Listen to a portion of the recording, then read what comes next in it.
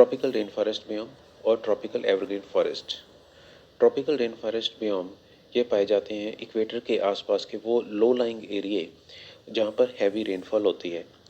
ये जो बियोम है ये मेनली पाया जाता है central America, in Amazon and Orinoco river basins of South America, Congo river basin in Africa, in Malagasy republic and South East Asia. India में जो ट्रॉपिकल रेन फॉरेस्ट हैं ये वेस्टर्न घाट्स, असम और अंडमान में पाए जाते हैं। ये फॉरेस्ट अर्थ के लैंड मास का लगभग 1/12 एरिया ऑक्यूपाई करते हैं, लेकिन इनमें वर्ल्ड के हाफ से भी ज़्यादा फ्लोरा और फोना की स्पीसीज पाई जाती हैं।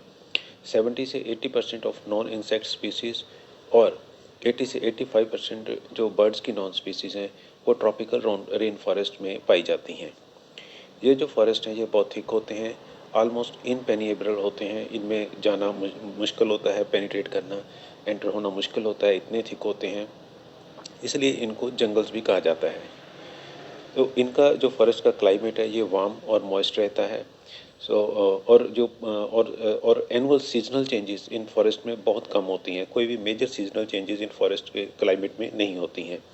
और ये जो क्लाइमेट है ये थ्रू आउट ईयर प्लांट की ग्रोथ के लिए सूटेबल रहता है। और रेनफॉल जो है ये लगभग 140 सेंटीमीटर पर ईयर से ज़्यादा ही रहती है। मोस्ट ऑफ जो ट्रॉपिकल रेन फॉरेस्ट हैं इनमें 200 से 500 सेंटीमीटर पर ईयर रेनफॉल होती है, और कई बार जो है रेनफॉल 1000 सेंटीमीटर पर ईयर से के आसपास भी हो सकती है।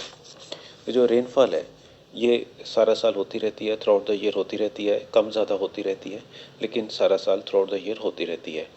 और इन फॉरेस्ट में कोई भी ड्राई पीरियड नहीं होते हैं, इसलिए इनको रेन फॉरेस्ट भी कहा जाता है।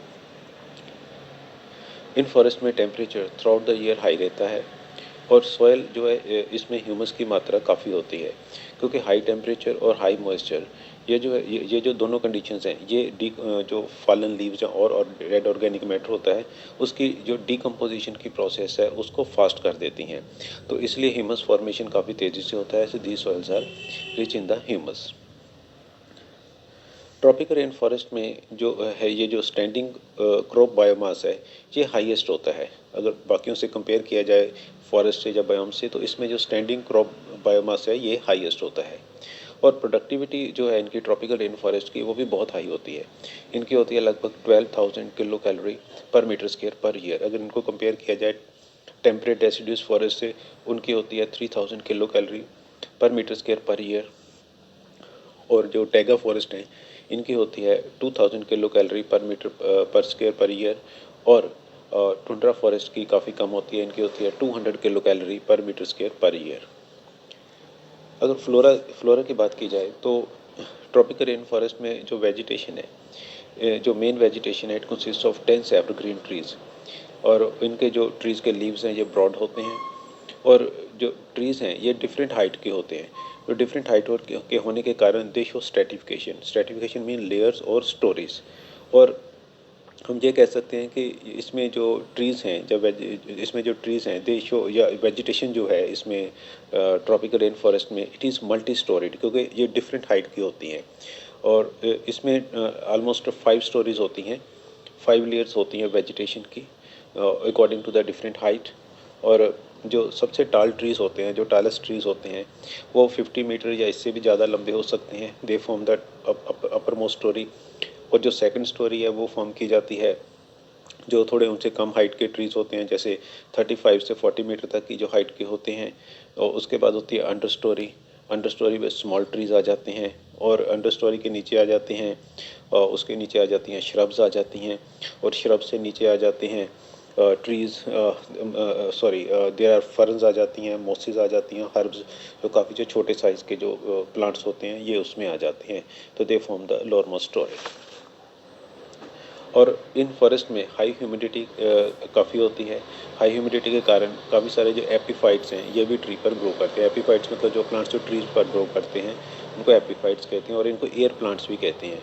और इन जो एपीफाइट्स होते हैं इनकी एरियल रूट्स भी होती हैं, जिसकी हेल्प से ये जो है एयर से जो है मॉइस्चर या वाटर एब्जॉर्ब कर लेते हैं।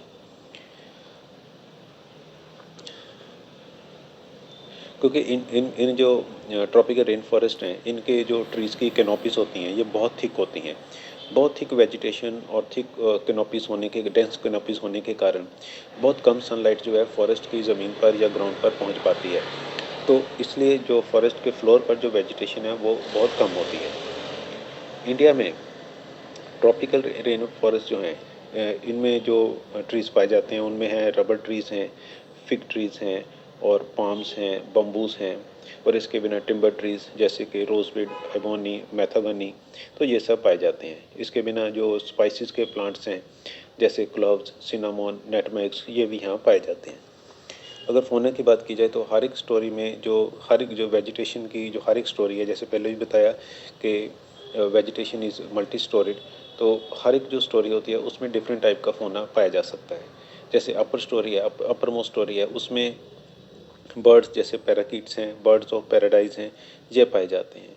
तो अदर एनिमल्स जो इन ट्रॉपिकल रेन फॉरेस्ट में पाए जाते हैं वे हैं मंकीज़ हैं, ल्यूमर्स हैं, ट्री फ्रॉग्स हैं, लिजर्ड्स हैं, आंट ईटर्स हैं, centipedes, scorpions, leopards, jaguars, deer, antelopes, इसके बिना फॉरेस्ट गोट, एलिफेंट, टबीड्स और इसके बिना बहुत लार्ज वैरायटी के इंसेक्ट्स भी इन फॉरेस्ट में पाए जाते हैं।